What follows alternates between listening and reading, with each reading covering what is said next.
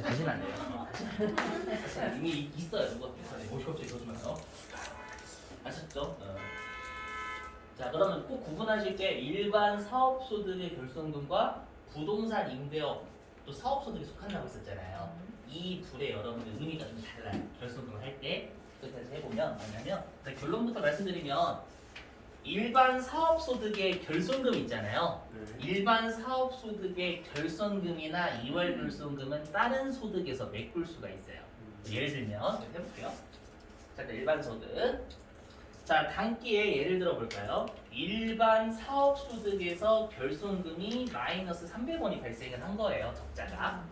아시죠? 근데 내가 이자 소득이 20원이었고 배당 소득 금액도 20원이고 근로 소득 금액 20원, 연금 소득 금액 20원, 기타 소득 금액 20원 이렇게 나온 거예요. 아셨죠? 그럼 우리가 뭐라고 되어 있냐면 해당 연도의 결손금은 다른 소득에서 통산할 수 있다라고 통산이 메꾼다라는 얘기입니다. 아셨죠? 그러면 우리가 메꾸는데 순서가 이 순서대로 돼요. 번호 적은 거. 먼저 여기서부터 메꾸는 게 아니라 근로, 연금, 기타 이 순서, 이 근, 연기, 이대 요 순서대로 메꾼다라고 되어 있어요. 그래서 제가 그 소득세 첫째 날에 꼭 순서대로 외워주세요라고 했던 게 얘 때문에 그래요. 이론에서 잘 내니까. 아쉽죠? 그래서 이자 배당부터 메꾸는 게 아니라 아래서부터 메꾸는 거예요. 아래서부터. 아쉽죠? 그럼 어떻게 될까요? 다 메꾸면 결손금이 이제 얼마로 줄어요? 그렇죠. 200원으로 줄는 거죠, 여러분들. 이해되시겠어요? 네. 왜냐면 이거 다 합치면 100원인 거잖아요. 그럼 이 100원을 300원이 100원이 메꾸는 거예요. 아시죠? 그러면 얘가 결손금이 200원이 되겠죠, 여러분들. 200원이 다음 년도 넘어가는 거예요. 이해되시겠어요? 그래서 뭐라고 그러냐면 다른 소득에서 메꿀 수 있다는 뜻이에요, 여러분. 이게 그림으로 따지면. 그리고 이제 차기 이후에 이제 지 소득에서 방금처럼 플러스 날 수 있겠죠. 그래서 예를 들면 자기 소득에서 이때 20원의 소득이 난 거예요. 그리고 다시 근로, 연금, 기타, 이자, 배당 이렇게 소득이 날 때요. 그럴 수 있겠죠. 그래서 어떻게 부르냐 우리가 결손금이 2월 됐죠. 2월 결손금은 자기 소득에서 먼저 메꾸고 그다음 똑같이 아까 했던 근, 연기, 이대 이 순서대로 메꾸는 거예요. 이해되셨어요? 그럼 이렇게 하면 남는 결손금 80원이 될까요? 2월 결손금. 이해되셨죠? 요게 가능해요. 그래서 우리 뭐라고 하냐면 일반 사업소득의 결손금은 다른 소득에서 메꿀 수 있어요. 아셨죠? 근데 얘와 구분하셔야 될 게 뭐냐면 근데 이것도 시험에 냅니다. 뭐냐면 안 내면 좋은데 이런 걸 내요. 뭐냐면 우리가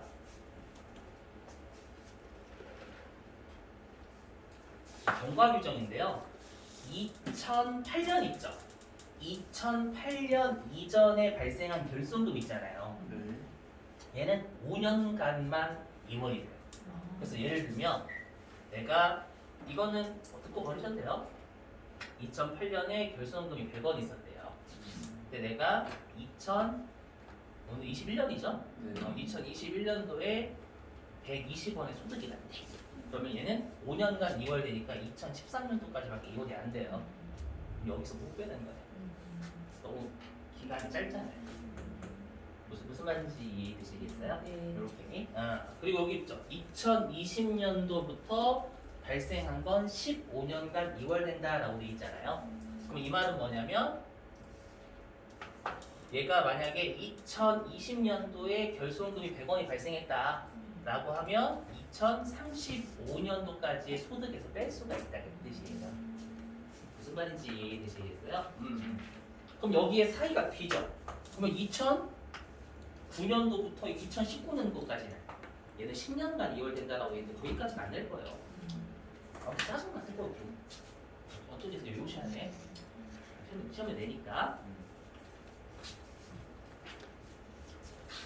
그 다음에 이건 돼요. 또 뭐냐면 중소기업은 제가 아까 중소기업은 돌려받는다고 했죠. 그래서 뭐냐면 중소기업은 예외적으로요. 전년도에 냈던 세금을 환급도 돼요. 올해 결손금이 발생했다. 물론 전년도 것만 됩니다. 아시죠? 전전년도는 안 돼요. 아셨죠? 전년도과만 되고. 자, 얘는 말문제만. 그래서 우리가 소급공제는 중소기업만 된다라고 말문제만 나와요. 알죠? 자, 그 다음에 이제 부동산 임대업입니다. 우리가 부동산 임대업은 일단 다른 소득에서 못 메꿔요. 아까부터 좀 예를 들어 볼게요. 자, 내가 부동산 임대업에서 결손금이 300원이 발생했고요. 그다음에 그 들로 연금, 기타, 이자, 배당 이렇게 소득이 발생을 하는 소득 금액이 발생을 했으면 여기 XX 그 말은 뭐냐면 부동산 임대업의 소득 금액은 부동산 임대업에서의 결손금 있죠. 결손금은 다른 소득에서 못 낼 거야. 절대. 법문 그렇게 돼 있어. 그래서 뭐라고 돼 있냐면 부동산 임대업의 결손금은 다른 소득에서 못 메꾸고 무조건 이월시킨다라고 돼 있어요. 이해되시겠어요? 무슨 말인지? 네. 아셨죠? 그러면 얘는 바로 다음 연도로 마이너스 3을 넘어가 버릴 거예요. 이해되시겠어요? 다른 소득에서 절대 못 메꾸니까. 아셨죠? 그리고 다시 이제 자기의 소득에서 20원이 발생할 수 있잖아요, 여러분들. 그래서 차기 이후에 자기의 소득 금액에서 20원의 소득이 발생했고 똑같이 근로, 연금, 기타, 이자, 배당 이렇게 했으면 부동산 임대업은 다른 소득에서 못 메꾸기 때문에 여기서 못 메꿀 거예요. 못 메꿔. 그리고 자기의 소득 금액에서 메꿀 수 있는 거예요. 마이너스 300원을. 이해되시겠어요? 다른 소득에서 못 메꾸고 지 소득에서 메꿀 수 있어요. 그러니까 여러분들이 정확히 알고 계신 건 뭐냐면 일반 사업 소득은 다른 소득에서 메꿀 수 있는데 부동산 임대업의 소득은 다른 소득에서 못 메꾼다는 핵심이에요. 아셨죠? 아 그리고 요거는 말문제입니다. 어떤 말문제냐면 우리가 원래 1주택 임대가 비과세였잖아요, 여러분들. 맞죠? 1주택 임대가 비과세였는데 과세가 우리가 부동산 임대업 중에서 주택 임대업 있잖아요. 주택 임대업의 결손금 있죠. 그럼 주택 임대업은 부동산 임대업에 속해요? 아니면 일반 사업소득에 속해요? 부동산 임대업이에요. 맞죠? 부동산 임대업에 속하지만 일반 사업소득의 결손금처럼 바라본다 이렇게 법무가 돼 있어요. 따지게 하지 마 그냥. 그죠? 그 말은 뭐냐면 이 말이에요. 부동산 우리가 주택 임대업은 부동산 임대업이 맞아요. 소득은 부동산 임대업 소득인데 결손금이 발생하면 일반 사업 소득처럼 다른 소득에서 메꿀 수 있다는 뜻이에요. 조선말 이해되시겠어요? 힘들죠 그냥 법무부 만드신 분이 고생을 더 많이 하셨어요. 그러니까 주택 임대업은 좀 봐주겠다는 서민을 위한 거니까 다른 소득에서 플러스나 메꿀 수 있다는 겁니다. 아셨죠? 무슨 말인지? 네. 그래서 앞으로 여러분들은 좀 나누셔야 돼요. 여기 결손금하고 이월결손 문제는. 됐어 넘어갈게요. 이거는 그림입니다. 그림. 우리 시험에 그림으로 안 내요. 말문제로 내지 말문제로.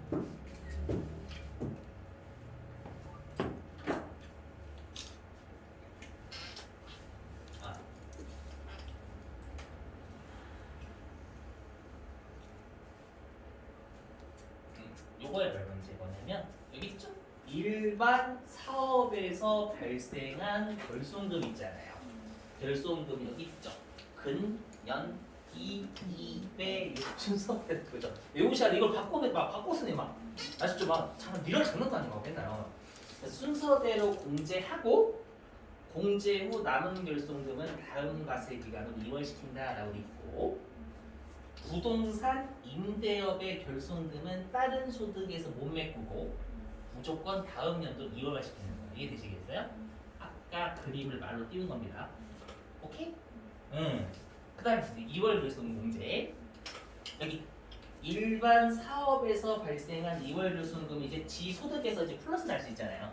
맞죠? 그래서 지 소득에서 먼저 메꾸고 똑같이 근연기 2배 요 순서대로 메꿀 수 있다. 되셨어요? 근데 여기 부동산 임대업에서 발생한 따뜻한 것을 읽고도 어려운 입장에서는 자 부동산 임대업에서 발생한 2월 결손금은 지 소득에서만 메꿀 수 있다. 다른 소득금에서 못 메꾸는 거예요. 아셨죠, 요거? 자, 그래서 시험에 뭘 내냐면 이렇게 내요. 뭐냐면 왠지 우리가 결손금하고 2월 결손금이 있으면 2월 결손금을 먼저 메꿀 것 같잖아요. 네. 아닙니다. 우리 아까 따지면 사업소득이 결손금 나면 다른 소득 먼저 메꾸고 갔잖아요. 응? 아니 아까 여기 사업소득에서 마이너스가 나서 다른 소득에서 먼저 메꾸고 그다음 이걸 시켰잖아요. 여러분들. 그 말은 뭐냐면 이거 쉬면 돼요. 결손금이 먼저 메꿔져요. 2월 결손금이 먼저 메꿔지는 게. 그래서 시험에 어떻게 장난을 치냐면 2월 결손금을 먼저 공제하고 결손금을 나중에 공제하는 게 장난을 쳐요. 들리세요? 결손금부터 먼저 공제하고 넘기는 거잖아요. 맞죠? 그래서 어떻게 되냐면 일반 사업에서 발생한 결손금 먼저 메꾸는 거죠. 그리고 일반 사업에서 발생한 2월 결손 다른 수도 메꿀 수 있잖아요. 메꾸고 그다음에 부동산 임대업에 2월 결손금 지소득에서 메꿀 수 있으니까 그게 맞아요. 결손금부터 먼저 메꾸는 거 아주 장난 그렇게 쳐요. 아셨죠? 자 됐어요. 넘어갈게요. 자 이제 중요한 거 합니다. 이제부터는 물론 얘도 중요하지만 이제 실기 연말정산하고 무지하게 관련이 있는 거. 오늘 소득세 신고기가 끝이네요. 마지막.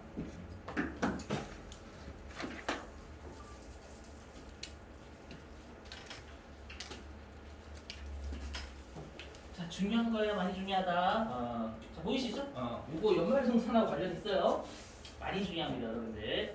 자 뭐냐면 자 우리가 여기 제목이 종합소득공제잖아요. 이 종합소득공제가 뭐였냐면 우리가 종합소득 6가지를 합쳐서 신고한다고 했었죠. 맞죠? 신고할 때 우리가 뭐를 빼주겠다. 종합소득 금액에서 이거를 빼주겠다는 얘기입니다. 종합소득 금액에 대해서 이걸 빼준다. 그래서 종합소득 공제라고 불러요. 아시죠? 이 종합소득 공제가 두 가지로 쪼개져요. 일단 첫 번째가 인적 공제. 이게 부양가족의 수를 고려해서 빼주겠다라는 건데 그냥 부양가족이 있기만 하면 빼주는 건 아닙니다, 여러분들. 아시죠? 해보면 자 일단 이 인적 공제는 다시 1번 기본 공제하고 2번 추가 공제라는 게 있어요. 짜증나 일단은 다 외우셔야 돼. 실제로 업무에서 너무 중요해요. 많이 실제 업무에서 너무 중요해요. 여러분들이 챙기셔야 돼요. 그래서 보시면 뭐냐면 일단 기본 공제는요 부양가족이 있으면 1인당 150만 원 공제가 됩니다. 근데 여러분 오해하시면 안 돼. 우리는 소득 공제예요. 그럼 여러분 나중에 하는 소득 공제하고 나중에 하는 세액 공제는 다른 말이에요. 맞죠? 소득 공제는 네가 벌어들인 소득에서 빼주는 거고 세액 공제는 낼 세금을 직접 빼주는 거예요. 아니 다른 의미야. 그래서 가끔 오해하시면 150만 원이나 빼줘요? 물론 150만 원이나 빼주긴 한데 직접 세금을 다 빼주진 않는 거예요. 150만 원을. 네. 아셨죠? 한국말이 되시겠어요? 네. 소득 공제는 벌어들인 거에서 빼주는 거고 세액 공제는 낼 세금을 바로 빼주는 거고 이게 그거 안 했으면 큰일 나. 아시죠? 해볼게요. 왜냐면 일단 기본 공제는 1인당 150만 원 해주는데 중요한 게 나이하고 소득 금액 요건이 있어요. 근데 보이세요? 여기 소득이라고 돼 있어요. 소득 금액이라고 돼 있어요.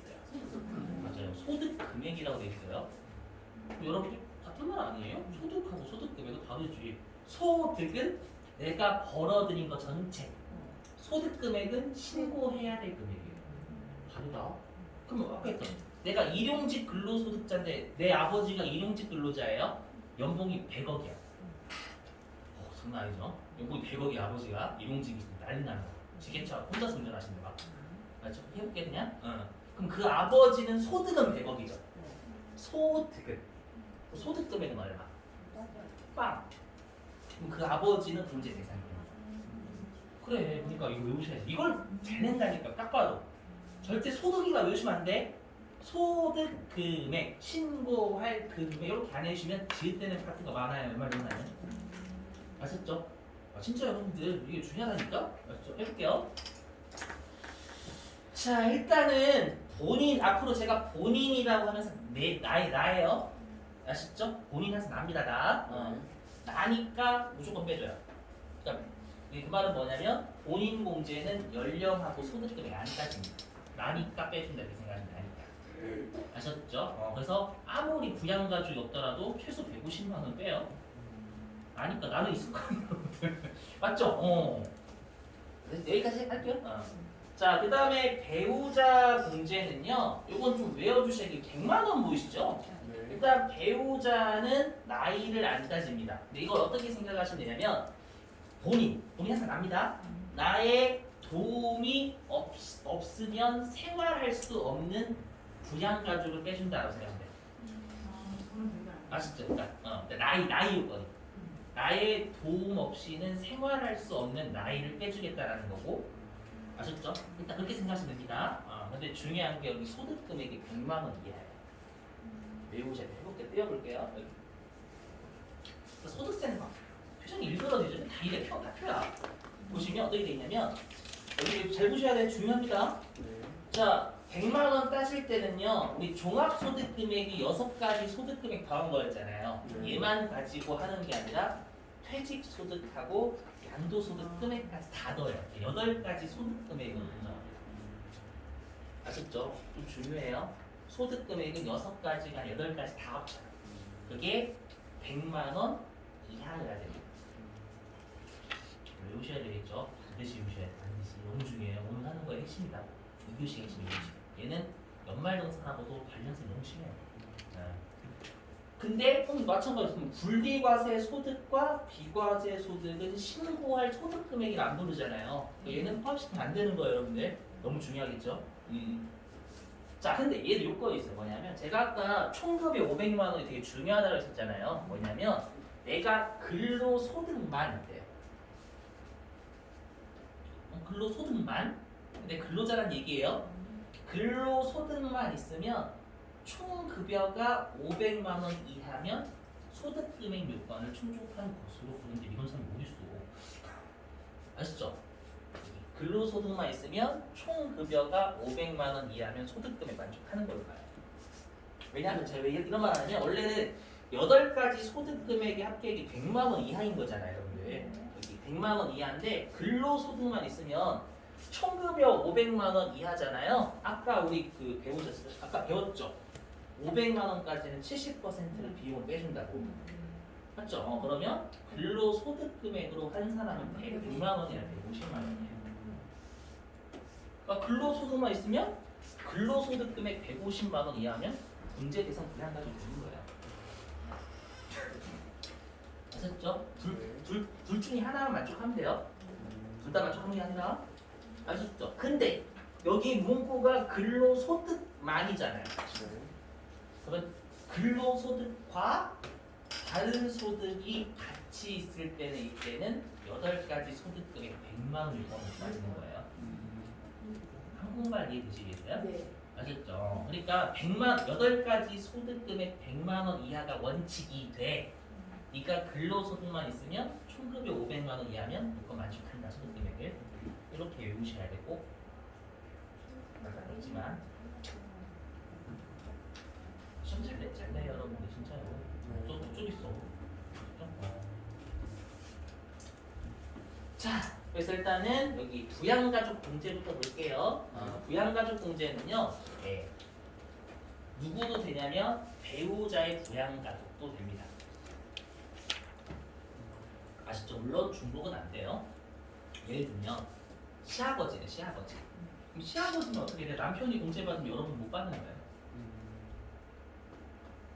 중복은 아니라고.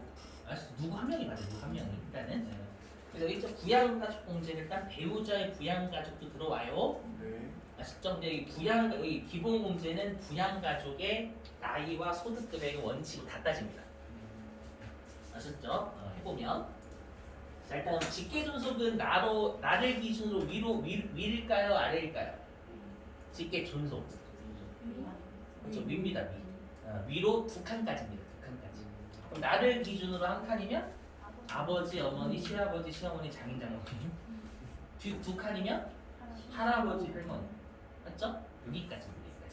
그럼 나의 도움이 없이 생활할 수 없는 나이는 60세 이상으로 받아봐요. 왜냐면 정년 퇴임하실 나이잖아요. 이쯤 되면. 그러니까 나의 도움이 필요한 나이라고 해석합니다. 근데 우리 아버지가 이순재분이야. 그죠? 내가 도움을 받아야죠. 그래서 소득금액 100만 원이 따지는 거예요. 이해되시겠어요? 네. 부양 당할 만하지 때는. 그죠? 할아버지 돈 주세요라고 오늘 이렇게 막 10억씩 주고 그다음에 아시죠? 자, 그 다음에 직계비속과 입양자는 나를 기준으로 아래입니다. 여기도 아래로 두 칸까지. 아래 한 칸이면 어떻게 돼요? 자녀. 두 칸이면 손자 손녀. 맞아요. 아시죠? 직계비속하고 입양자는 같이 가요. 맞죠? 내가 낳은 놈, 내가 낳은 놈, 낳은 자식, 가슴으로 낳은 자식, 입양자는 한 세트입니다. 그럼 나의 도움이 없으면 생활할 수 없는 나이는 독립하지 못한 나이가 되겠죠, 여러분들. 20세 이하. 외우셔야 돼요, 여러분들. 아셨죠? 그러니까 여러분들이 댁에 가시면 부모님들이 되게 흘겨보지 않아요? 소득세 신고할 때 되면? 여러분 다 보면서 짜증나요, 여러분. 안 봐요? 우리 쓸모는 많이 가서 그래요. 부모님 딱 공제 받아야 되는데 저 20세 넘었잖아. 근데 쓰레기 같은 거. 농담이에요, 여러분들. 본인 거 잘 모르죠? 농담 우리 10세 넘잖아요, 여러분들. 어머니 입장에서 너 공제 대상이 아니네? 20세 이하 아니잖아. 이렇게 재미없어? 쏘리. 미안해요. 농담이에요, 농담. 그렇죠? 근데 내 아이가 아역대네. 아역대다. 그럼 내가 부양을 당할 만하죠? 그렇죠? 특히 누구였지? 자식한테 돈 엄청나게 뜯어대신 부모님 계셨는데 아무튼 아역대한테 부양 당할 만하죠? 그래서 왜 배우자 나이를 안 따지는지 이해되시겠어요? 네. 그죠? 배우자 나이를 따지게 되면은요 60세 이상 또는 20세 이하라는 결혼을 해야 돼요. 그죠? 일단 20세 이하면 결혼하면 어떻게 돼요? 결혼. 신혼여행 못 가요. 경찰서 기다리고 있어요. 재미없구나. 60세 이상이면 결혼해봐. 그죠? 결혼하면 배우자 갑자기 나 사실 암에 걸려서 사망할 수 있다. 아셨죠? 이렇게 생각하면 돼요. 그래서 나이를 따진다. 아시죠? 배우자가 바로 죽거나 경찰서에 끌려가거나. 농담? 아니네. 자, 그 다음에 형제 자매. 죄송해요, 여러분. 형제 자매 있죠? 형제 자매는 둘을 짬뽕한 거예요. 20세 이하 또는 60세 이하. 아셨죠? 형제 자매는. 그다음에 소득금인 요금 만족해야 똑같이. 여기 100만 원이 약간 초급이요. 그거 똑같이 근로소득만 있는 경우도 와요. 똑같이. 그다음에 장애인은 시험에 잘 냅니다. 장애인은 일단은 요건을 외우실 때 이렇게 외우시면 안 돼요. 여기는 부양가족공제, 여기 기본공제는 부양가족이 연령하고 소득금에 다 따지잖아요. 근데 우리가 오늘 할 수 있을지 없을지 모르겠지만 연말정산에서는요 나중에 나이랑 소득금액 둘 중에 하나를 안 따지는 동물들은 둘 다 안 따지는 동물이 있어요. 아시죠? 그러다 보니까 장애인은 가급적 어떻게 외우시면 되냐면 요건이 한 단계가 없어진다 이렇게 외우시는 게 훨씬 낫습니다. 아셨죠? 모든 걸 대비하시려면 요건이 한 단계씩 줄어든다고 외우셔야 돼요. 아셨죠? 그렇게 외우시는 게 포괄적으로 외우시는 겁니다. 그래서 일단은 나중에 연말정산 배우시면 제가 무슨 말을 하는지 이해가 되실 거예요. 아무튼 받아들이시고. 왜냐면 일단 그래서 우리가 여기 기본공제 대상 장애인은 연령을 안 따져요. 왜냐면 둘 다 따지는데 어느 하나를 안 따지면 연령을 안 따집니다. 당연하죠. 왜냐면 내가 20세 이하 아들이 있고 장애인인 형제가 40살이에요. 거의 동급이잖아요. 맞죠? 제가 혹시 장애인 비하하는 거 아니죠? 아시죠? 그러다 보니까 장애인은 나이를 안 따져 일단. 하지만 소득금은 따져. 맞죠? 내 형제, 내 형이, 내 또는 누나가 장애인인데 연봉이 100억이에요. 부양을 당해야지. 그죠? 그래서 따지고. 그다음에 위탁아동은 시험에 안 나와요. 남의 자식 키우는 건 남의 자식 키우는 거. 자, 근데 주의하실 게 뭐냐면 며느리하고 사위가 공제 대상이 안 돼요. 안타깝지. 아셨죠? 왜냐면 이렇게 돼 있어. 며느리하고 사위. 왜냐면 시험 이렇게 나와요. 직계비속의 배우자라고 돼 있어요. 그러면 자녀 또는 손자 손녀의 배우자잖아요. 며느리하고 사위잖아요. 맞죠? 며느리하고 사위, 삼촌, 고모, 조카, 신발, 조카 등은 공제 대상 자체가 안 돼요. 그 말은 뭐냐면 이러한 사람들은 나이하고 소득 금액은 따져요. 따지고 공제 대상이냐 아니냐를 따지는데 아래에 있는 이 사람들은 나이 소득 금액을 따지지도 않고 무조건 공제 대상이 아닌 거예요. 아셨죠? 일단은 며느리하고 사위는 얘네들 어떻게 생각하시면 되냐면 자 여러분들이 이제 고부 갈등을 좀 유발해 볼게요. 고부 갈등. 자 뭐냐면 내가 이제 시어머니 되실 분 상견례 갔어. 상견례 갈 때 아우 며느리가 우리 며느리들 아이가 왔구나. 아이고 이쁘다 이렇게 해가지고 엄마라고 좀 불러볼래? 이렇게 너무 이뻐가지고 그래서 네, 엄마 이렇게 맞아 엄마라고 말을 못하지만 네, 엄마라고 하면 되죠. 엄마라고 했어요. 그래서 어머니께 시어머니 되시면 되게 좋아하시는 거예요. 아유 기특해 이렇게 이쁘다 이렇게. 근데 곧 추석 때 이제 4개월 뒤 추석이잖아요. 맞죠? 추석 때 남편 될 사람이랑 방문을 한 거예요, 여러분들이. 방문해서 어머니 저 왔어요. 라고 했더니 그 믿었던 시어머니께서 야 왔으면 빨리 해야지 뭐 하고 있니? 네, 그래서 며느리가 안 돼요. 죄송해요. 이렇게 안 될까? 어떻게 해봐요. 그래서 며느리가 사이가 안 된대요. 드립이에요, 여러분. 오해하지 말아요. 그 사이 아니다. 법문권이 이렇게 돼 있어요. 며느리하고 사이 안 된다.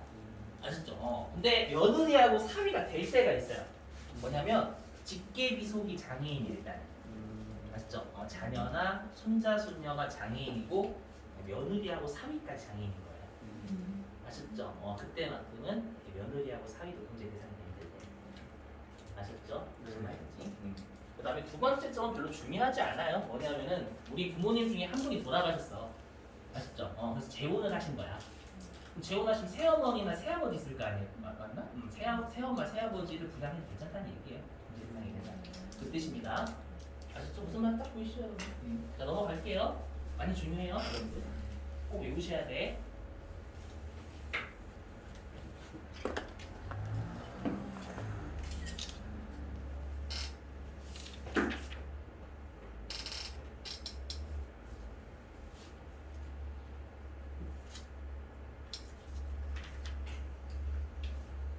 자, 그 다음에 안 했던 게 이것도 좀 중요해요. 여러분들. 부양가족의 범위인데 보시면 무조건 공제 대상이 아니라 이렇게 돼 있어요. 법문도 어떻게 돼 있냐면 주민등록표상 동거가족으로 찍혀야 돼요. 아시죠? 그러니까 여러분들이 주민등록 등본 띄워보면 같이 떠야 되잖아요. 그거예요. 그래서 뭐라고 돼 있냐면 주민등록표상의 동거가족이어야 되고요. 12월 31일 상황에 따라 해당 과세기간 종료일이라고 돼 있어요. 우리가 소득세는 과세기간이 1월 1일부터 12월 31일까지가 원칙이었잖아요. 그러니까 12월 31일 현재 현실적으로 생계를 같이 한다 이렇게 돼 있어요. 원칙은 동거예요, 동거. 아시죠? 근데 전 이거 됐어요. 저는 주민등록 등본 띄워보면 어머니와 같이 안 살아요. 근데 왜 됐을까요, 저는? 왜 어머니가 저희 부양가족으로 등록이 됐을까요? 생계비를 보내드리는 거예요. 인정해 주는 거예요, 생계비. 근데 그 생계비를 돈으로 지우시면 안 돼요. 돈으로 지우지 말고 예금 통장으로 이체해야 돼요. 그래서 현금으로 주시 못 받아요. 왜냐면 세무서에서 알 길이 없어. 저 생계비 드렸어요. 돈 드렸거든요. 어떻게 하나 거기서? 예금 통장으로 보내면 당연히 은행에 전화해서 이체 내역 알려달라고 하면 뽑아주잖아요. 그래서 여러분들이 생계비 보내시면 가급적이면 예금으로 보내세요. 아셨죠? 그럼 부양가족으로 인정받을 수 있어요. 저는 그렇게 했거든요. 아셨죠? 돈으로 주면 좋아하시면 세무서 확인할 길이 없어요. 돈으로 주면. 아셨죠? 자, 근데 여기 보시면 자 일단 해볼게요. 여기 근데 우리가 원래는 동거를 해야 되거든요. 동거를 해야 되는데 무조건 항상 생계를 같이 하는 사람으로 보는 사람도 있어요. 내가 결혼하고 나면 책임져야 되는 부양가족이 누구죠? 내가 결혼하고 난 뒤에 책임져야 되는 부양가족. 배우자와. 아니 이건 조주리포가 이렇게 나오셔야지. 맞죠? 제가 결혼한 후라고 했어요. 맞죠? 그래서 여기 배우자고 직계비속 쪽이 자녀 들어가잖아요. 그리고 항상 입양자는 세트 직계비속하고 그래서 배우자 직계비속 입양자는 항상 생계를 같이 하는 것을 봐요. 그 말은 뭐냐면 여러분들의 자녀가 만약에 일본에 유학 중이래요. 또는 미국에 살아요. 여러분 자녀가. 그래도 공제 대상이 돼요. 소득금액을 만족한다. 아셨죠? 원래는 동거해야 돼요. 현실적으로. 동거해야 되는데 미국에 살아. 배우자나 자녀가. 그래도 공제 대상이 돼요. 소득금액 만족한다는 아이랑. 아셨죠? 근데 그럼 우리 아버지 버려요? 결혼에 버리면 안 되잖아. 맞죠? 방금은 배우자랑 직계 비속이니까 직계 존속이 문제가 돼요. 근데 법문구가 어떻게 돼 있냐면 있죠. 직계 존속은 주거 형편에 따라서 별거할 경우가 인정해요. 그러니까 좀 문구가 애매해. 맞죠? 문구가 애매해서 우리 시험 어떻게 되냐면 우리 시험에는 아버지가 미국에 거주하신대요. 그럼 주거 형편상 별거가 아닌 거예요. 법문구도 줘야 돼요. 주거 형편상 별거하고 있다 이렇게 안 주면 그냥 외국에 사시는 겁니다. 부모님. 그 부모님은 문제 대상이 안 돼요. 왜냐면 주거 형편에 따라서 별거 할 때만 돼요. 그래서 최근 들어서 가장 많이 되는 게 직계 존속이에요. 그러니까 직계 존속을 나이하고 소득금에 만족하게 해놓고 미국 거주 딱 내는 거예요. 그만 낚여요.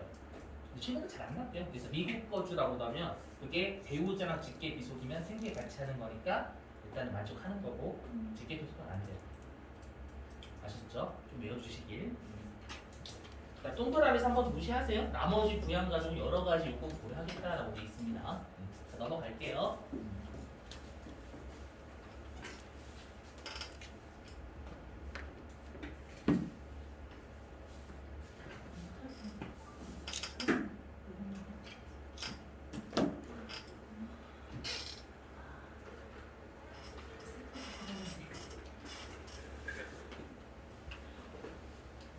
자, 그다음 추가 공제. 자, 추가 공제는 어떻게 생각하시면 되냐면 2차 시험이라 2차 시험. 여러분 우리가 2차 시험은 언제 볼 수 있어요? 1차를 통과해야 볼 수 있는 거잖아요. 그래서 법무부가 어떻게 되어 있냐면 추가 공제는 기본 공제가 되는 대상자한테 추가를 해주는 거예요. 그러니까 기본 공제 대상자가 아니면 추가 공제 못 받습니다. 그래서 우리 실기 때 기본 공제가 안 된다라고 거르면 추가 공제는 안 되게 막아놔요. 하지 마시고, 그러니까 우리는 추가 공제는 건 이론상 아셨죠? 내가 실제로 소득세 신고할 때 아셨죠? 기본 공제 대상자가 추가 공제 못 받는 생각하시면 돼요. 해보면 자 경로 우대 공제입니다. 아까 우리가 기본 공제는 60세 이상이었죠. 네, 경로 우대 공제는 70세 이상입니다. 그 말은 내가 만약에 70세 이상인 뭐 부모님이 계신다 라고 하면은 아까 150만 원 받을 수 있었잖아요. 네. 거기에 추가 공제로 100만 원 받을 수 있어요. 총 250만 원에 공제가 되는 겁니다. 되셨어요? 네. 이렇게. 자, 그 다음에 장애인 공제, 뭐 장애인 너무 줄 겁니다, 시험에. 일단 200만 원 공제해 주는데, 우리 좀 이따가 이제 장애인을 걸어야 돼. 1번 장애인, 2번 장애인, 3번 장애인을 걸어야 되거든요. 1번 장애인이 우리가 알고 있는 일반적인 장애인 복지법, 장애인 1급, 2급 뭐 있잖아요. 이거랑. 그 다음에 2번 장애인은 뭐 국가인공장. 뭐 예를 들면 6.25 이런 것들이 있죠. 베트남 전쟁. 그거 얘기하는 거고.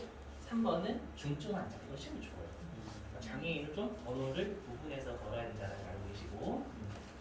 자, 그래서 가로 1번 경로우대 공제하고 가로 2번 장애인 공제 어려운 게 없어요. 어려운 게 없는데 중요한 건 여기 부녀자 공제하고 한부모 공제가 중요해요. 많이 중요해요. 얘는 시험에서 안 줘요. 안 주고 여러분들이 판단하게끔 합니다. 판단하게끔. 해보면 자, 일단 부녀자 공제는요 남자 해주는 거예요, 여자 해주는 거예요? 그래서 여자를 해주는 건데 무조건 여자만 있으면 해주는 게 아니라 여기 있죠. 본인이 여성이야 돼. 본인이. 아시죠? 본인이 여성인 경우에 하면서 부녀자 공제를 받는데 무조건 받는 게 아니라 서민 여성이에요. 서민 여성. 외우셔야 돼요. 반드시. 무조건 이걸 만족해야 돼요. 네, 외우셔야 됩니다. 시험에 낚시를 많이 탔었어요. 네, 종합소득 금액이 3천만 원 이하인 본인이 여성만 됩니다. 소득이 너무 많은 여성 안 된다고 생각하십니다. 그래서 일단은 여성분들 많으시니까 한번 훑어보시고. 그 다음에 다음 중 하나에 해당하는 경우니까 일단 위의 요건을 만족하고 1 또는 2 만족하면 된다 이 뜻입니다. 아시죠? 일단 어떻게 생각하시면 되냐면 고생스러운 여성을 해준다라고 생각하시면 돼요. 누가 있으면 고생스러워요? 그래요? 오케이, 오케이. 이거 되게 웃긴 사연이 있는데 뭐냐면 남편 맞아요, 남편. 예전에 한번 제가 소득세 할 때 주말반 수업을 했었거든요. 근데 앞에는 이제 좀 나이 어리신 분, 주로 학생분들, 대학생분들 있었고 뒤에는 어머니들이 이제 몰려 계셨어요.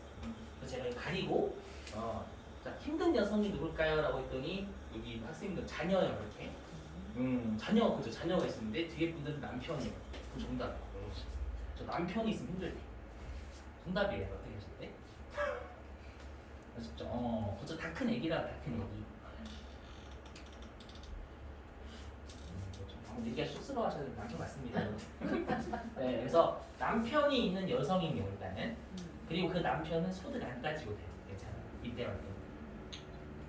이해되시겠어요? 그러니까 부녀자 공제 받을 때만큼은 남편이 있었을 때 그 남편은 소득을 안 따지고 그냥 힘들다라고 말하는 거예요. 소득이 있는 남편이든 소득이 없는 남편이든. 아셨죠? 네. 또는 내가 배우자가 없어요. 그러면 언제 힘들어요? 내가 모시고 있는 부양가족이 소득이 낮을 때. 맞죠? 그래서 여기 있죠. 기본공제 대상자인 부양가족인 세대주예요. 아셨죠? 둘 중에 하나를 만족하면 50만 원이 좀 50만 원 짜죠. 짜.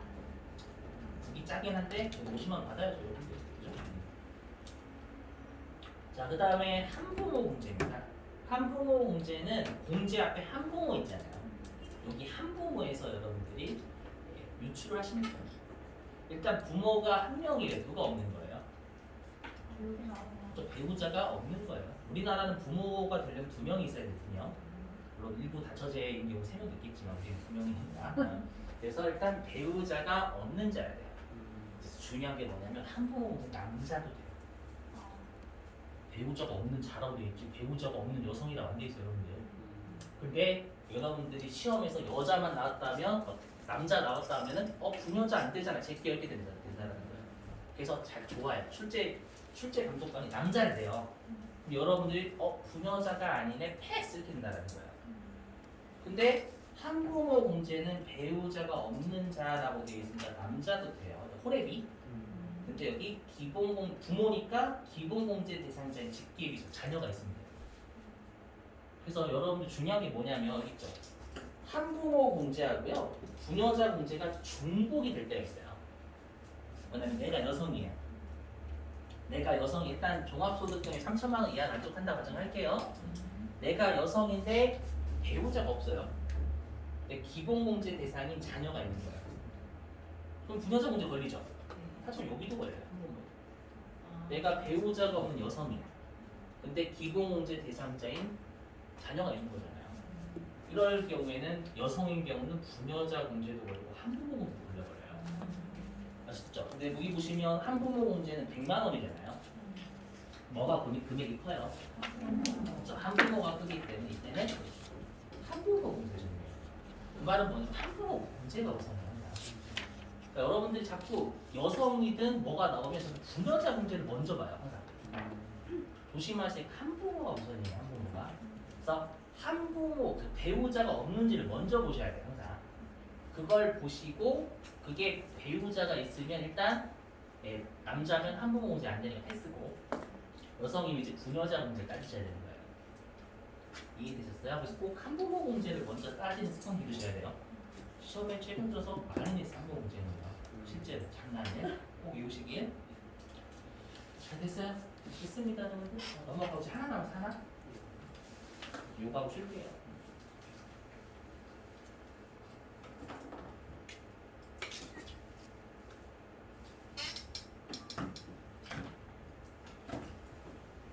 자, 요거 마지막 보시면 자 여기 인적공제 판정식이니까 우리가 기본공제나 추가공제가 언제 되냐면 여기 과세기간 종료일 12월 31일에 그 부양가족이 있어야 됩니다. 그 말은 뭐냐면 이혼하면 배우자 공제 못 받아요.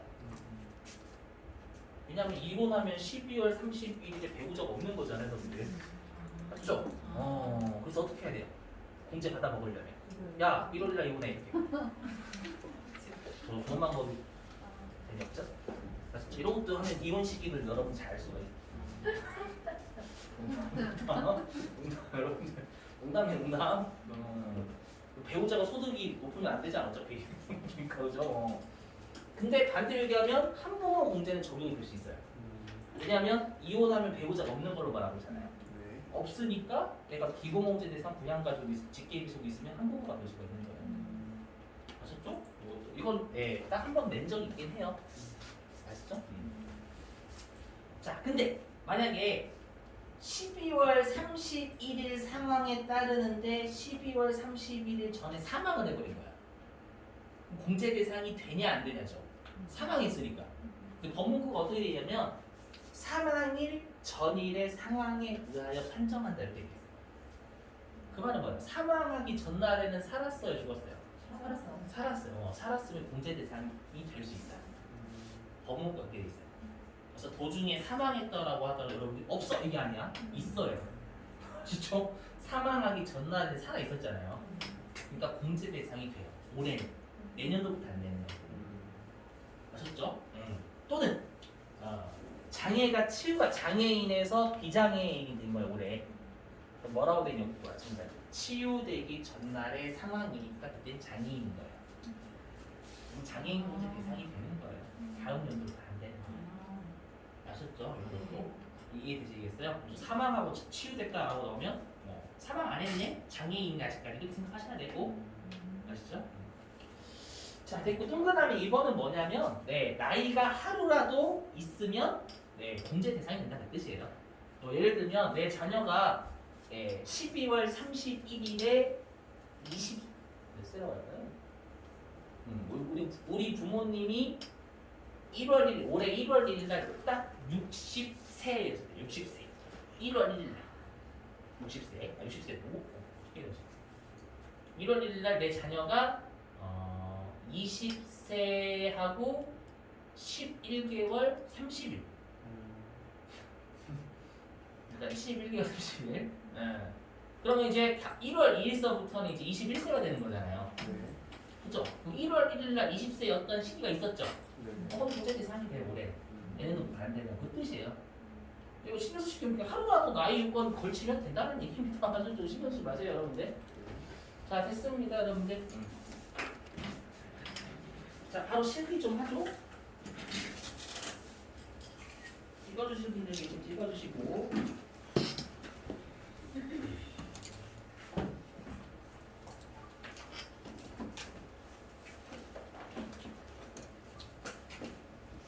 자, 나눠드린 유인물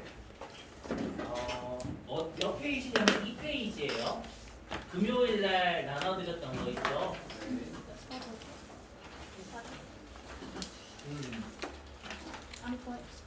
제목이 소득세 관련 서류 작성 이렇게 내는 거 있을 거예요. 있으신가요? 소득세 관련 서류 작성 이렇게 되는 거 없으신 분?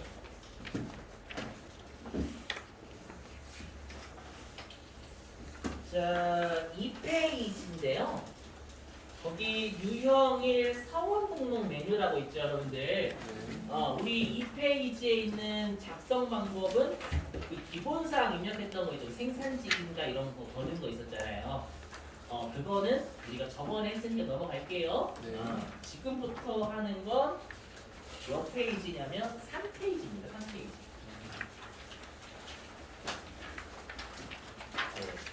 3페이지의 맨 위에 사원 등록 부양가족 명세 있죠.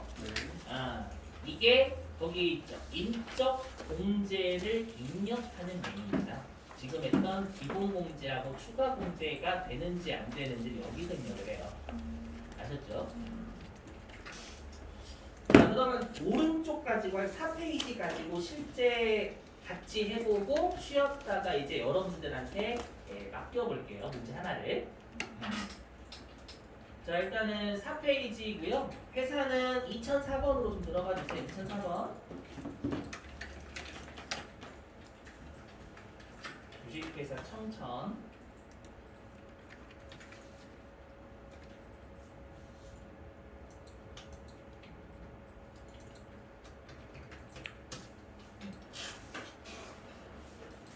자, 주식회사 청천으로 들어가 주시고, 자, 문제 좀 읽어보겠습니다. 자, 읽어볼게요. 자, 다음 자료를 보고 내국인이며 거주자인 사무직 사원. 일단 여러분들 이런 거 나오면 일단 우리 사원 등록할 때 생산직 여부 판단해야 되잖아요. 사무직이니까 생산직은 아니다 이 뜻입니다.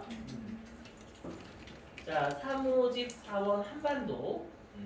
자, 여성인데요. 아까 이것도 조심하실 게 있어요. 뭐냐면 시험에 이렇게 나온 적이 있어. 지금은 여러분 드립이긴 하지만 비슷한 문제 뭐냐면 이름이 마동석이에요. 남자일 것 같잖아요. 근데 주민등록번호에 뒷자리 앞자리가 2로 시작한 적이 있어요. 근데 마동석 여자인 거예요. 웃기가지고 그걸 냈어요. 반대로 여성 이름인데 남자야. 이름이 여성 이름이거든요. 이름이 주민등록번호 앞자리 1로 시작했어요. 그래서 사람들이 여성 이름이니까 그 여자 문제네 했다가 큰일 났던 적이 2번 내고. 아셨죠? 본인은 주민등록번호 뒷자리 앞자리 잘 보셔야 돼요. 아셨죠? 자, 계속 볼게요. 한반도 여성 세대주 입사일자는 전년도 4월 1일 국내 근무니까 우리 뭐 외국에 근무하는 사원은 아닌가 봐요. 네. 사원 등록 코드 번호는 105번으로 하고 한마음의 부양가족을 모두 부양가족 명세에 등록 후 세부담이 최소화되도록 공제 여부를 입력하세요. 기본공제 대상자가 아니면 안 된다. 뭐죠? 부로 표시하랍니다. 자, 그러면 일단은 한반도 본인인데 일단 입력을 먼저 해볼게요, 여러분들. 자, 우리 소득세 실기는 원천징수 메뉴를 클릭하시면 됩니다. 여기 원천징수 메뉴를 클릭하시고 여기에요. 일단 먼저 해야 될 게 당연히 사원을 먼저 등록을 해야죠. 그래서 여기 사원 등록을 합니다.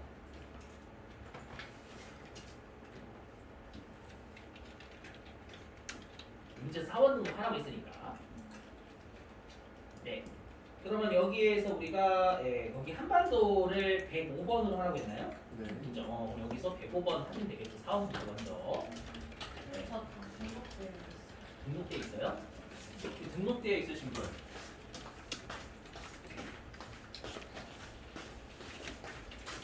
한반도가 있어요?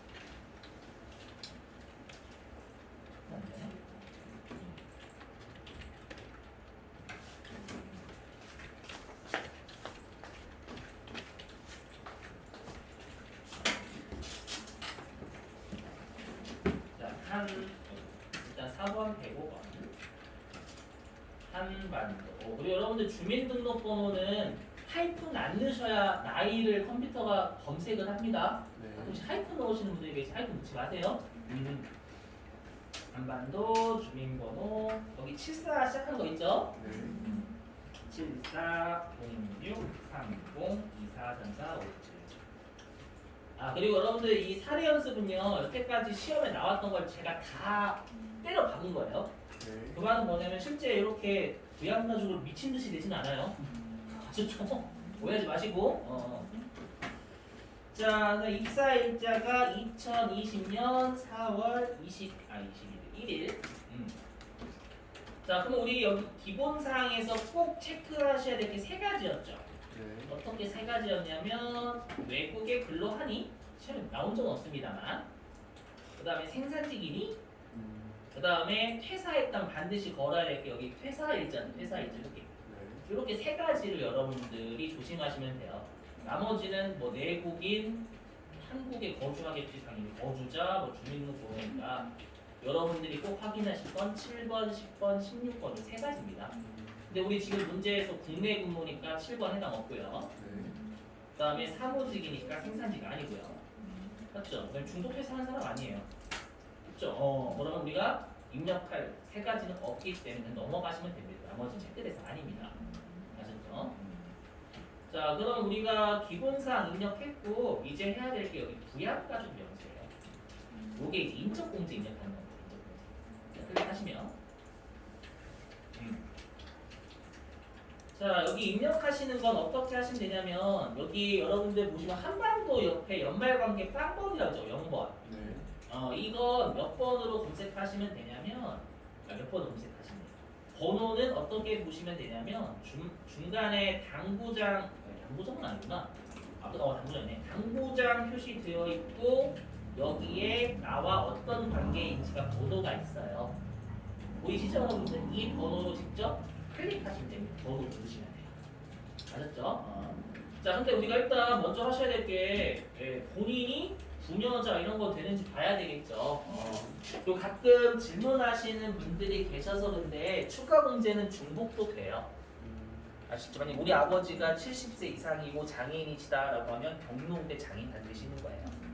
아셨죠? 아 맞다. 이거 설명 안 드렸구나. 죄송해요. 깜빡했다. 뭐냐면 죄송해요 여러분들. 자 뭐냐면 여기에 갑자기 자녀하고 출산 입양이 있죠 여기에. 맞죠? 이게 뭐냐면 우리가 여태까지 했던 건 소득공제예요. 근데 자녀세액공제예요. 자녀세액공제. 자녀세액공제가 뭐냐면 우리 기본공제 대상자에 해당하는 자녀가 20세 이하까지였잖아요. 네. 맞죠? 근데 자녀세액공제가 되는데 7세 이상부터 됩니다. 6세까지는 안 돼요. 왜냐하면 6세까지는 뭘 받죠? 6세 이하 자녀까지는 아동수당이 나와요.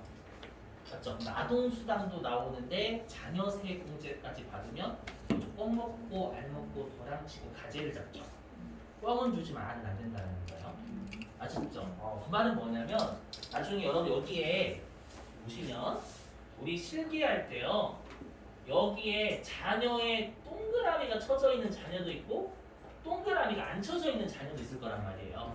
그거는 무슨 뜻이냐면 자녀세액공제가 동그라미는 된다는 뜻이에요. 동그라미가 안 쳐져 있는 건 자녀세액공제가 안 된다는 거예요. 근데 이걸 많이 오해하셔가지고 막 고쳐요 여러분들. 내 자녀인데? 내 자녀 여부가 아니라 자녀세액공제 되는 7세부터 20세까지만 컴퓨터가 자녀를 체크해주는 거예요. 오해하시면 안 돼요. 무슨 말인지 이걸 컴퓨터가 인지하는 대로 그대로 내버려 두셔야지 고쳐서 틀린 분들 너무 많이 있어요. 제가 자녀를 고쳐 내 자녀인데? 이렇게 아니에요. 자녀세액공제 7세부터 20세까지는 컴퓨터가 알아서 해줘요. 절대 바꾸시면 안 된다 이거. 자, 그 다음에 출산 입양은 조심하실 게 뭐냐면 얘입니다. 뭐냐면요. 여기 출산 입양 세액공제는 내가 출산을 올해 했대요. 내 자녀가 2명 있는 상태에서 출산했대요. 그러면 걔는 셋째 자녀예요. 그러니까 무슨 말이에요? 올해 출산하거나 입양한 자녀가 몇 번째 자녀라는 뜻입니다. 아셨죠? 들리세요? 올해 첫 번째로 출산했다 그 뜻이 아니라 내가 올해 출산 입양한 자녀가 몇 번째 자녀에 해당이 되는 뜻이에요. 일단 2명의 자녀가 있는 상태 세 번째 자녀를 출산한 거잖아요. 이렇게 해석하셔야 돼요. 무슨 말인지 이해되시겠어요? 이것도 설명드리니까 찍어주시는 분 찍어주시고.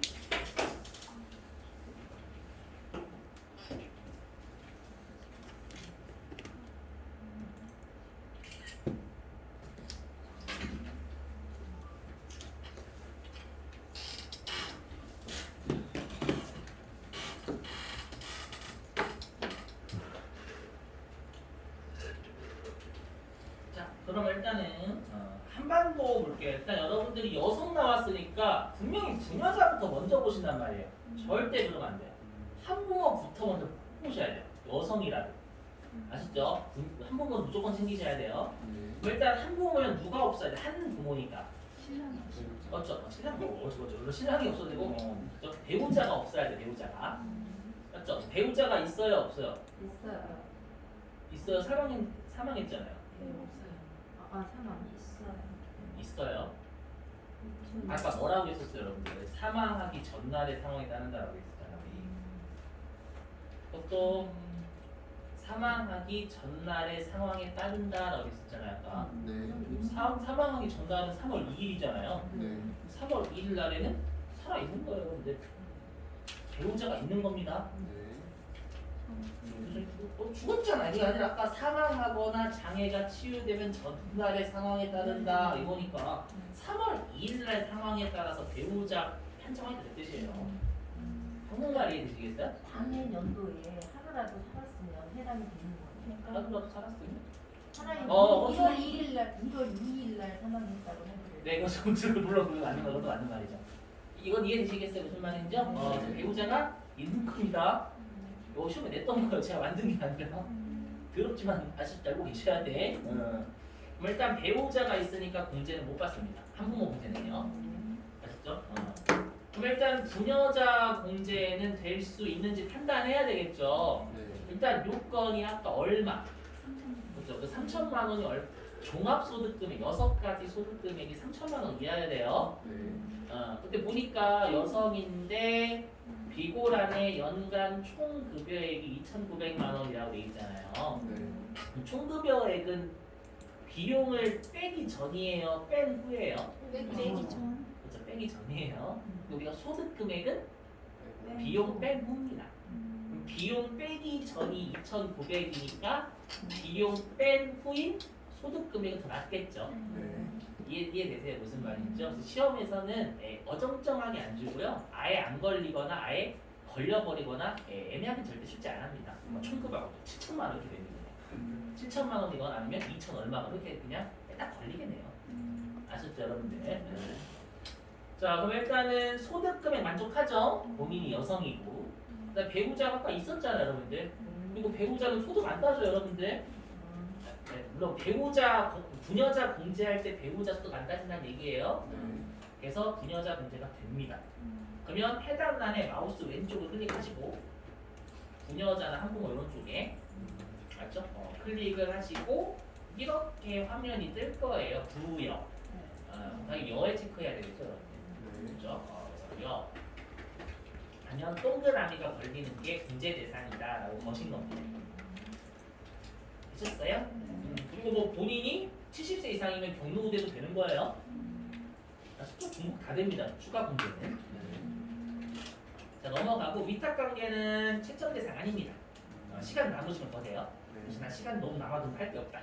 들어가서 보시면 됩니다. 아셨죠? 자, 그 다음에 넘어가서 이거 화살표 아래쪽 2번 누르시면 바로 연말관계를 커서 가져요. 참고하시고 혹시 빠르게 입력하신 분들은 물론 연말관계 체크하셔도 되고 마우스. 자, 그 다음에 김일성 배우자 볼게요. 네. 자, 배우자 몇 번이에요? 당구장 표시 보니까 3번. 3번이죠, 여러분들. 해당 번호를 누르시는 겁니다. 3번. 성명은 김일성. 네. 외국인 중국 7304 01434 567. 혹시 하이픈 넣으시면 나이가 안 떠요? 그리고 여러분들 나이는 이거 어떤 나이냐면 만 나이예요. 나중에 연말 정산할 때 알고 계셔야 됩니다. 만 나이에 만 나이. 네. 만 나이 어떻게 계산해요?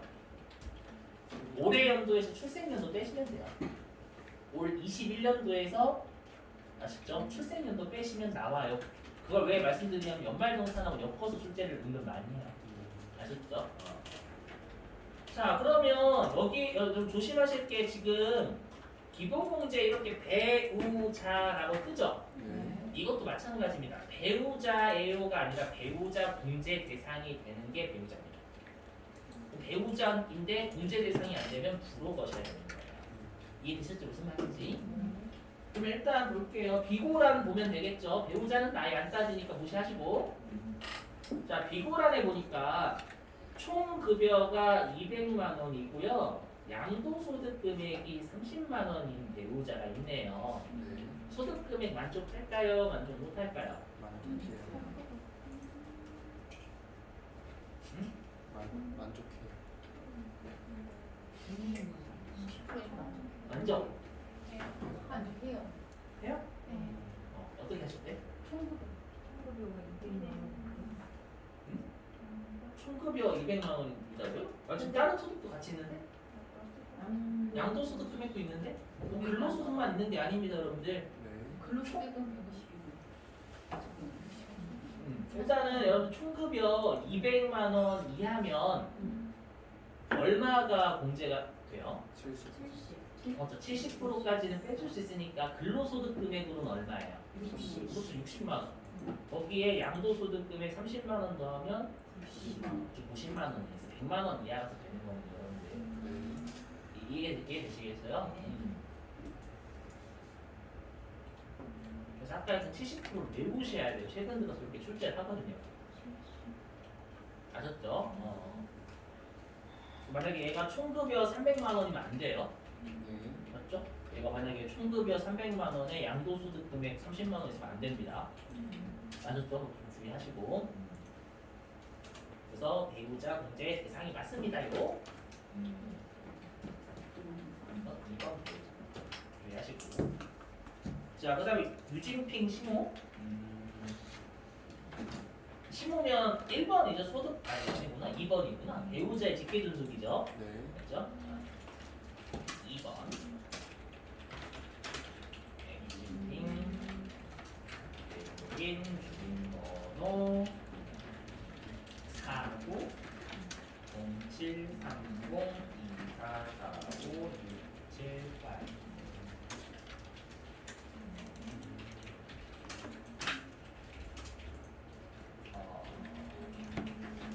검색해보니까 72네요. 나이 요건 만족해요? 기본문제? 네. 만족하죠? 60세 이상 괜찮으시죠? 그 다음에 소득금액 만족하나요? 네. 일용근로소득이 4천만 원이나 있대요. 소득금액 만족, 불만족? 만족. 그렇죠, 만족합니다. 맞죠? 소득은 4천만 원이지만 소득금액은 없어요. 되세요? 네. 신고할 금액이 없죠? 공제 대상이? 된다. 공제 대상이? 된다. 그렇죠, 안 됩니다. 뭐 공부하셨어요? 미국. 맞아요. 잘하셨네. 미국 거주잖아요. 맞죠? 직계존속이 있잖아. 직계존속. 직계존속이 주거 형편상 별거가 아니면 공제 대상이 안 됩니다. 아까 했었죠. 여러분 이렇게 잘 낸다고. 그래서 미국 거주 때문에 편하게 미국 거주 때문에. 이거 주의하셔야 돼. 네. 이게 직계비속하고 배우자는 괜찮지만 직계존속은 주거 형편상 별거해야 돼요. 조심. 그래서 안 됩니다. 부 거셔야 됩니다. 기본 공제가 안 되면 부. 기본 공제 부걸면 막혀져 있어요. 추가 공제가 안 되게. 되셨어요? 네. 자, 그럼 김부각 치고 2번이죠, 똑같이.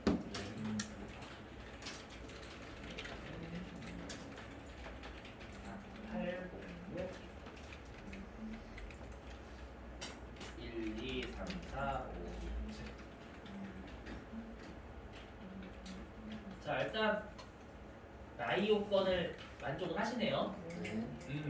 그다음에 소득금의 만족, 불만족. 만족하시죠? 복권 당첨 소득만 있으시면 신고할 금액이 없잖아요.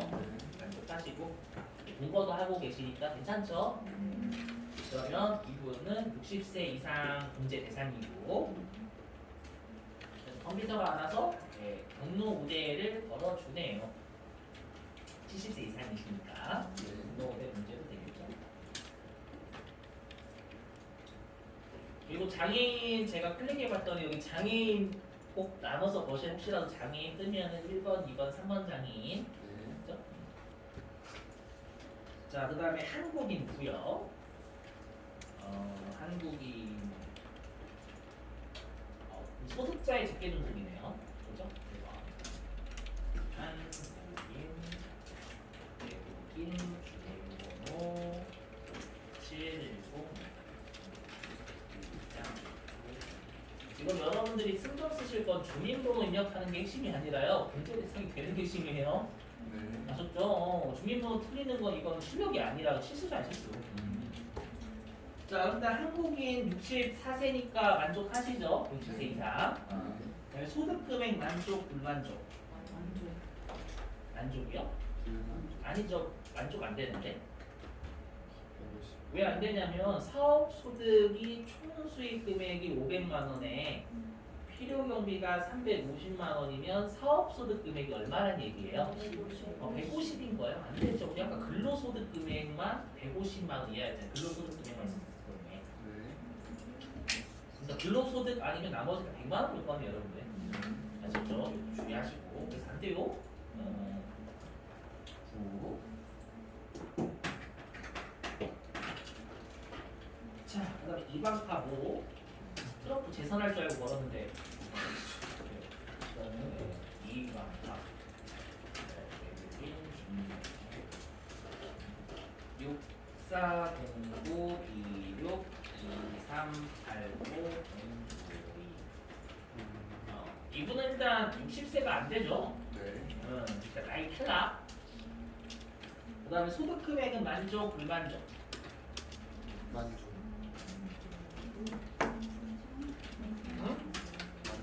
소득 금액 만족해요, 만족 못해요? 만족해요. 만, 불만족의 만족입니다. 하나가 더 있었죠. 금융소득 얼마 이하면 무조건 분리과세? 2천만 원. 어제 2천만 원이야. 맞죠? 1,200만 원이니까 2천만 원 이하에 걸리죠. 그래서 여러분들 제가 그때 농담도 했었잖아요. 나 이자 소득 신고해야 돼라고 하면 언니라고. 그죠? 그래서 소득 금액은 만족하는데 나이가 탈락해서 봅니다. 아셨죠? 나올 만하면 다 집어 넣었었네 거의. 네. 보셨죠? 그래서 나이 때문에 부. 근데 이분이 만약에 장애인이면 문제 대상이 됩니다. 장애인이면 나이를 안 따지잖아요. 네. 이해되셨죠? 무슨 말인지? 네. 자, 그 다음에 이제 김설주. 죄송해요, 이거 북한입니다. 저 공산주의 아니에요. 혹시 그 친구가 만난 저 아니에요, 여러분들. 한국에서 나왔어요. 오해하지 말고. 자, 직계 비속이니까 4번입니다. 4번. 김설주 외국인 주민번호 05 805 412345. 일단은 나이 만족하죠. 20세 이하. 네. 만족하고 그다음에 소득 없으니까 당연히 소득 만족하고. 네. 그리고 얘는 16살이니까 자녀세 공제가 돼서 동그라미에요. 네. 아시죠? 컴퓨터가 시키는 대로 하셔야 돼. 진짜로 이거 고치면 안 된다. 자, 됐고요. 그다음 김정일. 김정일 내국인 주민번호 055555312345.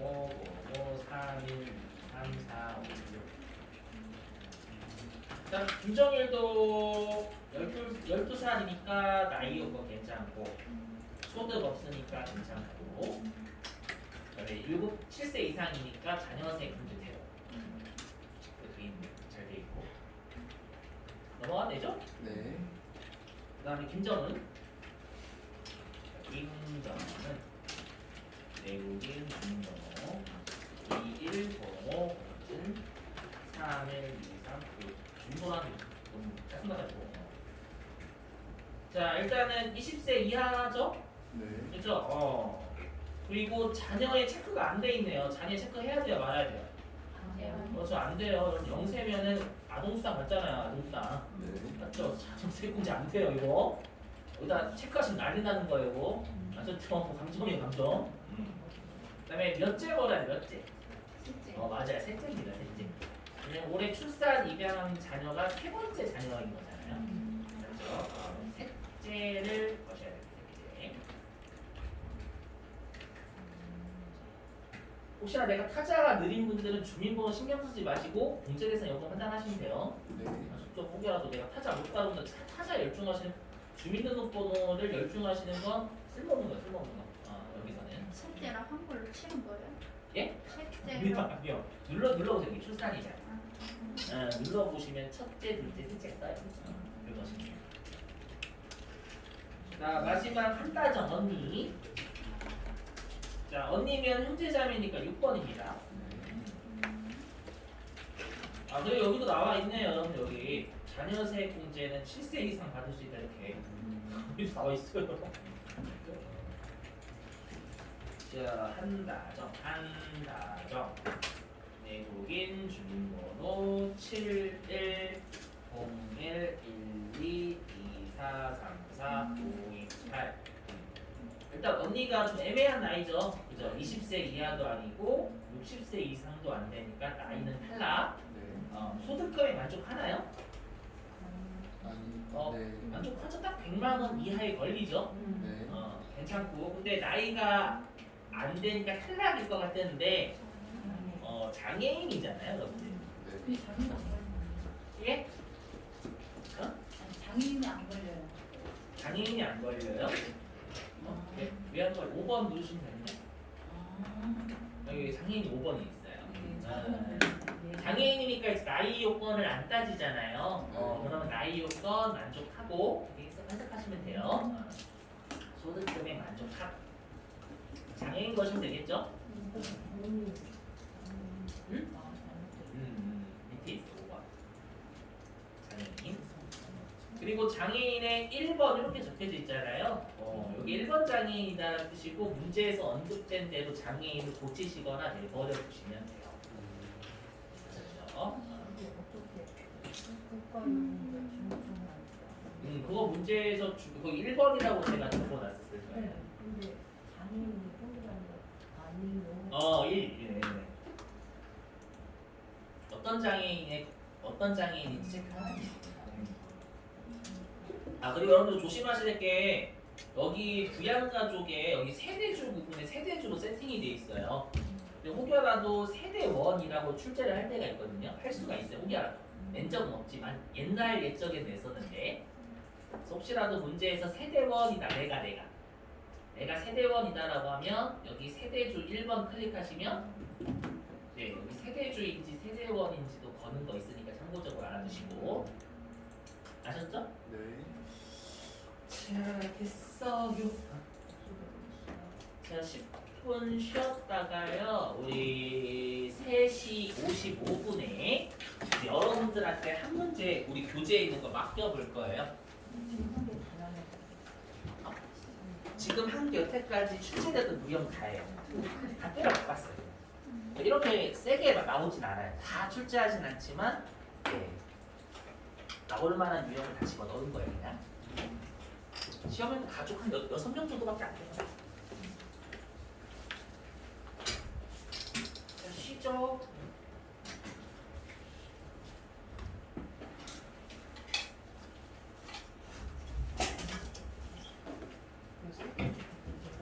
딱 없어요. 응? 세계적으로서 이게 눌렀더니 받는 게 딱 없어요. 네. 신기하다. 저는 못 받아봤어. 못 따랐어요? 자주 얘기하고 나중에 해보려고. 주민등록번 입력하는 데 집중하시죠. 맞아요. 정하지 말았어요.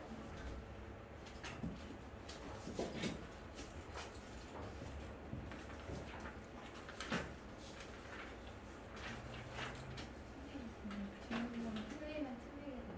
응? 주인공은 틀리면 틀릴 거고. 감점. 그것도 틀려. 그것도 틀렸다.